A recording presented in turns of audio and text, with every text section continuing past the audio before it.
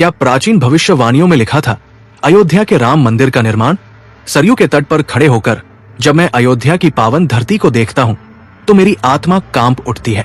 यहाँ की हवा में कुछ तो विशेष है, यहाँ की मिट्टी में कुछ तो अलग है, यहाँ का आकाश कुछ और ही कहानी कहता है। आज मैं आपको वो गाथा सुनाने जा रहा हूँ जो हजारों वर्षों से इस धरती की छाती में दबी पड़ी थी। वो कहानी जो समय के पन्नों में छुपकर अपनी बारी का इंतजार कर रही थी। ये कहानी है अयोध्या की। ये कहानी है राम के उस मंदिर की जो केवल पत्थर और चूने का बना घर नहीं बल्कि करोड़ों हृदयों की श्रद्धा का प्रतीक है। ये कहानी है उन प्राचीन भविष्यवाणियों की जो सदियों पहले लिखी गई थी और आज साकार हो गई है। नमस्कार प्यारे दर्शकों, एक बार फिर आपका हार्दिक स्वागत करता हूं आपके अपने चैनल। दोस्तों, आज हम एक नई कहानी और एक नया वीडियो लेकर आपकी सेवा में उपस्थित हुए हैं। आज की कथा अत्यंत ज्ञानवर्धक और प्रेरणादायक है। कथा शुरू करने से पहले आपसे एक विनम्र निवेदन है। शास्त्रों में कहा गया है कि अधूरी छोड़ी गई कथा दुख और पाप का कारण बनती है, इसलिए इसे अंत तक अवश्य सुनें। और अगर आप अपनी माँ से सच्चा प्रेम करते हैं तो इस वीडियो को लाइक करें, हमारे चैनल को सब्सक्राइब करें और कमेंट में माँ लिखकर अपना समर्थन दें। तो आइए बिना किसी विलंब के आरंभ करते हैं आज की प्रेरणादायक कथा। त्रेता युग की बात है, जब धरती पर सत्य का राज था, जब न्याय की जीत होती थी। उस समय अयोध्या में एक महान ऋषि रहते थे। उनका नाम था ऋषि भावी दृष्टा। वे भविष्य को वैसे ही देख सकते थे जैसे हम अपने सामने खड़े व्यक्ति को देखते हैं। एक दिन वे गहरी तपस्या में लीन थे। अचानक उनके मन में एक अजीब सी बेचैनी हुई। उन्होंने देखा कि भविष्य में एक काला साया अयोध्या पर आने वाला है। वे देख रहे थे कि राम का जन्म स्थान कैसे धूमिल हो जाएगा, कैसे यहाँ से राम का नाम मिटने की कोशिश होगी, कैसे इस पवित्र भूमि पर विदेशी आक्रमणकारी अपना कब्जा जमाने की कोशिश करेंगे। लेकिन फिर उन्होंने कुछ और देखा। उन्होंने देखा कि अंधकार के बाद प्रकाश आएगा। उन्होंने देखा कि एक दिन राम फिर से अपने घर लौटेंगे। उन्होंने देखा कि भविष्य में एक भव्य मंदिर बनेगा जो न केवल अयोध्या की शान होगा बल्कि पूरे विश्व में राम नाम की महिमा फैलाएगा। ऋषि ने अपनी आंखें खोली। उनके चेहरे पर दुख और खुशी दोनों के भाव थे। दुख इस बात का कि राम की इस पावन भूमि को कष्ट झेलने पड़ेंगे, खुशी इस बात की कि अंत में सत्य की जीत होगी। उन्होंने अपने शिष्यों को बुलाया और कहा, पुत्रों, मैंने भविष्य देखा है। आने वाले समय में इस धरती पर बड़ी परीक्षा आने वाली है, लेकिन घबराना नहीं। राम का नाम अमर है, राम की भूमि अजय है। एक दिन यहाँ फिर से राम राज आएगा। शिष्यों ने पूछा, गुरुजी, हम क्या कर सकते हैं? ऋषि ने मुस्कुराते हुए कहा, बस श्रद्धा रखना, राम नाम जपते रहना और ये भविष्यवाणी आने वाली पीढ़ियों तक पहुंचाते रहना कि एक दिन अयोध्या में राम का भव्य मंदिर बनेगा। जब कलयुग के अंत में धर्म संकट में होगा तब राम फिर से प्रकट होंगे। समय का पहिया घूमता रहा। त्रेता युग बीता, द्वापर आया और गया, फिर आया कलयुग और कलयुग के साथ आए विदेशी आक्रमणकारी। पहले आए अरब के लुटेरे, फिर आए तुर्क, फिर मुगल और हर बार अयोध्या की पवित्र भूमि को नुकसान पहुंचाने की कोशिश हुई। लेकिन यहाँ के लोगों ने राम नाम नहीं छोड़ा। यहाँ की मिट्टी ने राम की गंध नहीं छोड़ी। यहाँ की हवा ने राम गुण गाना नहीं छोड़ा। सदियों तक ये संघर्ष चलता रहा। कभी मंदिर तोड़ा गया, कभी मंदिर बनाया गया, कभी राम नाम छुपाना पड़ा, कभी राम नाम का उद्घोष किया गया, लेकिन राम भक्तों का विश्वास कभी नहीं टूटा। गुरु नानक देव जी जब अयोध्या आए तो उन्होंने कहा था, ये भूमि पावन है, यहाँ एक दिन फिर से राम धाम बनेगा। संत तुलसीदास जी ने रामचरितमानस लिखते समय लिखा था कि अयोध्या में राम का मंदिर सदैव रहेगा, चाहे कितनी भी बाधाएं आए। संत समर्थ रामदास ने भी कहा था कि एक दिन अयोध्या में ऐसा मंदिर बनेगा जो पूरे संसार में राम नाम का प्रकाश फैलाएगा। सन 1528 की बात है। मुगल सम्राट बाबर के आदेश पर उसके सेनापति मीर बाकी ने अयोध्या पर आक्रमण किया। ये वही दिन था जिसकी भविष्यवाणी ऋषि भावी दृष्टा ने सदियों पहले की थी। उस दिन अयोध्या की धरती कांपी थी। सरयू मैया के आंसू बहे थे। आकाश से देवता रो रहे थे क्योंकि राम जन्मभूमि पर बना मंदिर तोड़ा जा रहा था। लेकिन जब मंदिर का अंतिम पत्थर भी गिरा तो एक आश्चर्य हुआ। धरती से एक आवाज आई, राम राम राम। आकाश से आवाज आई, राम राम राम। हवा में गूंज उठा, राम राम राम। मीर बाकी घबरा गया। उसने अपने सैनिकों से कहा, जल्दी यहाँ एक मस्जिद बनाओ ताकि ये आवाज बंद हो जाए। लेकिन आवाज बंद नहीं हुई। रात के समय जब चांद निकलता था तो चांद की रोशनी में लोगों को राम का नाम दिखाई देता था। सुबह जब सूरज उगता था तो सूरज की किरणों में राम नाम की छाप दिखती थी। यहाँ तक कि बाबरी मस्जिद के खंभों पर भी कमल के फूल उकेरे हुए दिखते थे। दीवारों पर राम नाम लिखा हुआ मिलता था। फर्श पर सरस्वती वीणा की आकृति बनी हुई थी। मीर बाकी को समझ आ गया कि ये कोई सामान्य जगह नहीं है, ये वो पावन भूमि है जहां राम ने जन्म लिया था। उसे डर लगने लगा। रात को उसे सपने में राम दिखाई देने लगे, दिन में उसे राम की आवाज सुनाई देने लगी। अंततः वो अयोध्या छोड़कर चला गया, लेकिन उसने जो किया था उसका पाप उसका पीछा करता रहा। मंदिर तोड़े जाने के बाद भी अयोध्या में संत महात्मा आते रहे। वे सभी एक ही बात कहते थे, एक दिन राम फिर से यहाँ आएंगे, एक दिन यहाँ भव्य मंदिर बनेगा। संत तुलसीदास जी ने अयोध्या में रहकर रामचरितमानस लिखा। वे रोज राम जन्मभूमि पर जाकर दंडवत प्रणाम करते थे। एक दिन उन्होंने कहा, मैं देख रहा हूँ कि भविष्य में यहाँ ऐसा मंदिर बनेगा जिसे देखने संसार भर के लोग आएंगे। स्वामी रामानंद जी जब अयोध्या आए तो उन्होंने कहा, यह स्थान तो स्वयं राम की तपोभूमि है। यहाँ जो भी भक्त सच्चे मन से राम नाम जपेगा उसकी सारी मनोकामनाएं पूरी होंगी। संत कबीरदास जी भी अयोध्या आए। उन्होंने एक दोहा कहा था, अयोध्या में राम का घर सदा रहेगा, जो इसे मिटाने आएगा वो अपना सिर पटकेगा। जब अंग्रेजों का राज आया तो हिंदुओं को लगा कि शायद अब न्याय मिलेगा। वे कोर्ट कचहरी गए, मुकदमा दायर किया, अपने पुरखों की जमीन वापस मांगी। लेकिन अंग्रेज भी चालाक थे। वे नहीं चाहते थे कि हिंदू और मुसलमान आपस में मिल जाएं और उनके खिलाफ एकजुट हो जाएं। इसलिए वे इस मामले को लटकाते रहे। सालों तक मुकदमा चलता रहा। कई वकील आए और गए, कई जज आए और गए, लेकिन फैसला नहीं आया। लेकिन राम भक्तों का धैर्य नहीं टूटा। वे रोज राम जन्मभूमि पर जाकर राम नाम जपते रहे। वे मानते रहे कि एक दिन उनके राम घर लौट आएंगे। 15 अगस्त 1947 को देश आजाद हुआ। हिंदुओं को लगा कि अब तो राम मंदिर बन जाएगा, लेकिन ऐसा नहीं हुआ। नेताओं ने कहा, पहले देश का विकास करो, मंदिर बाद में बनेगा। लेकिन राम भक्त जानते थे कि राम मंदिर ही देश के विकास की आधारशिला है। राम राज्य ही सच्चा विकास है। फिर शुरू हुआ एक लंबा संघर्ष। दशकों तक ये संघर्ष चलता रहा।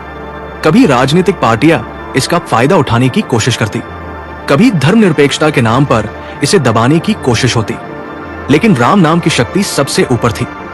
जैसे जैसे समय बीतता गया वैसे वैसे राम मंदिर के लिए आवाज तेज होती गई। ये वही समय था जब एक और भविष्यवाणी सामने आई। 500 साल पुराने एक पोथी में लिखा था, जब कलयुग के 5000 साल बीत जाएंगे तब राम का मंदिर फिर से बनेगा। गणना करके देखा गया तो पता चला कि ये समय आसपास ही था। कारसेवा में हजारों लोगों ने भाग लिया। लाखों लोगों ने अपना सर्वस्व दान दिया। कई लोगों ने अपनी जान भी गंवाई। 6 दिसंबर 1992 का दिन आया। कारसेवकों ने बाबरी ढांचे को गिरा दिया। उस दिन पूरा अयोध्या जय श्री राम के नारों से गूंज रहा था। आकाश से पुष्प बरस रहे थे। हवा में राम नाम की सुगंध फैल रही थी। लेकिन साथ ही पूरे देश में दंगे भी हुए। मासूम लोगों की जान गई। ये वही था जो प्राचीन ऋषि ने देखा था कि सत्य की स्थापना के लिए बड़ी परीक्षा से गुजरना होगा।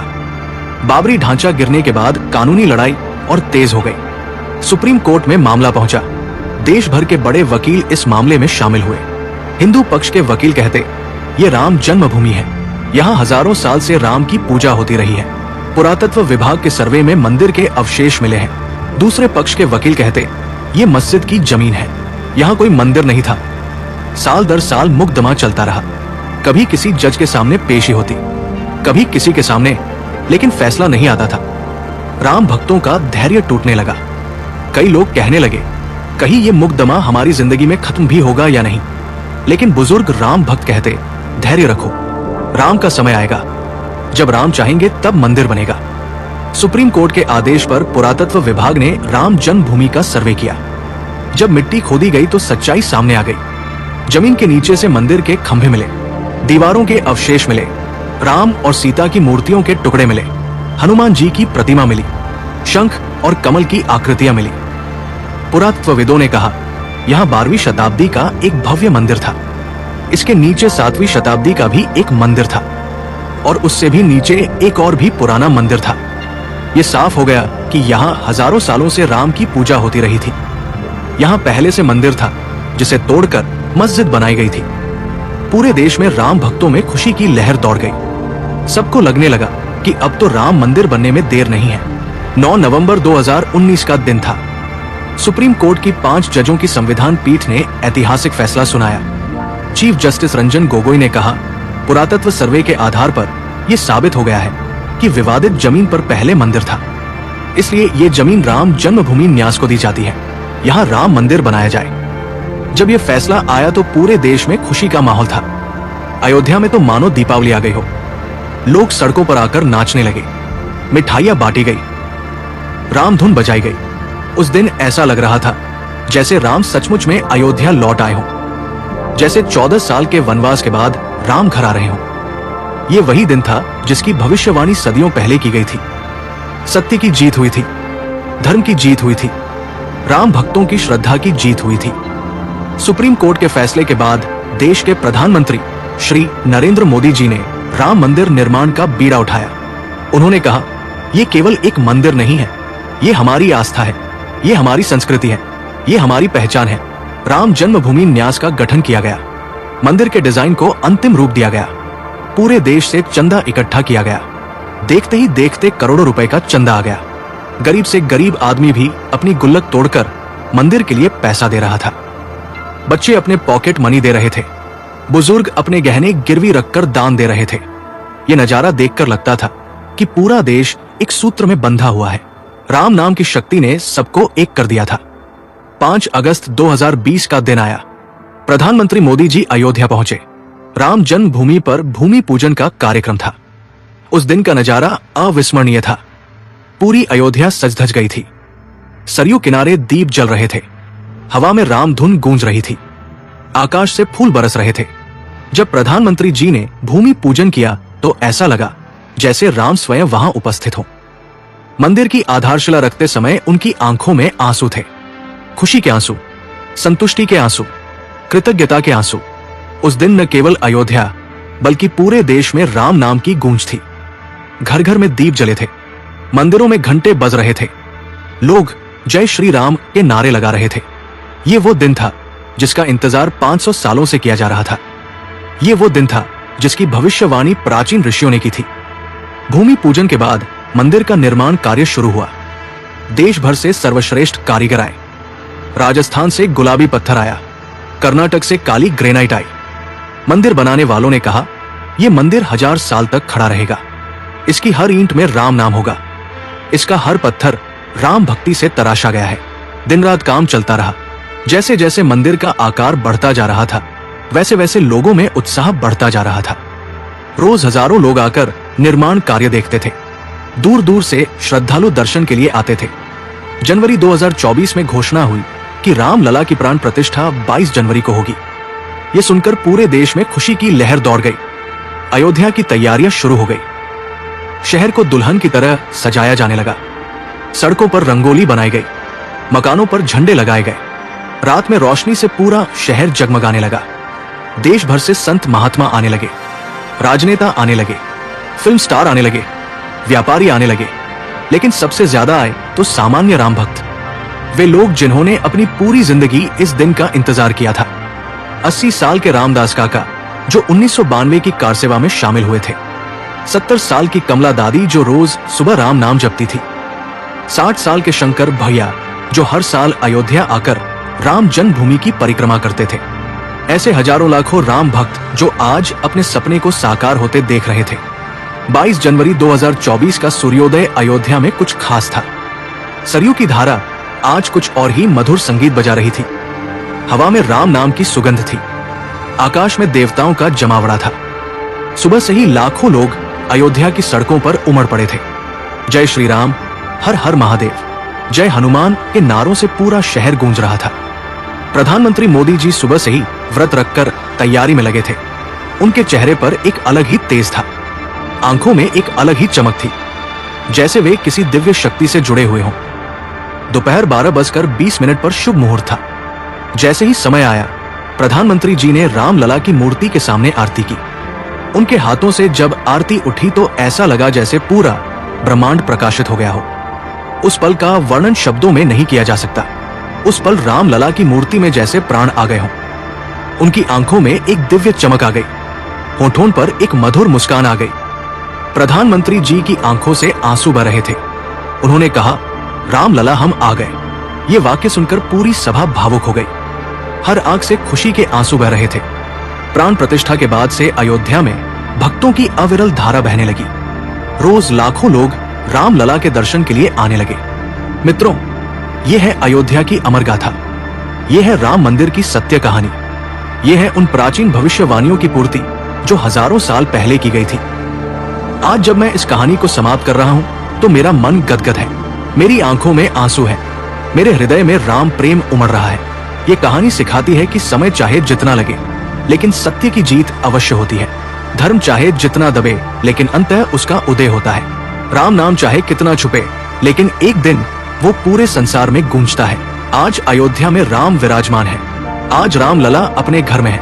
आज सच्चाई की जीत हुई है। लेकिन ये केवल अयोध्या की जीत नहीं है, ये पूरे भारत की जीत है। ये उन करोड़ों राम भक्तों की जीत है जिन्होंने सदियों तक धैर्य रखा। ये उन शहीदों की जीत है जिन्होंने अपनी जान दी। ये उन संतों की जीत है जिन्होंने राम नाम जपा। तो आइए मित्रों, राम नाम जपे, राम गुण गाएं, राम भजन करें। जय श्री राम, जय श्री राम, जय श्री राम। सियावर रामचंद्र की जय, पवन सुत हनुमान की जय, जगत जननी जानकी की जय। इति श्री अयोध्या राम मंदिर महाकाव्यम संपूर्णम। राम राम राम राम राम राम राम। अयोध्या के राम अमर रहें। भारत माता की जय हो। सर्वे भवन्तु सुखिनः।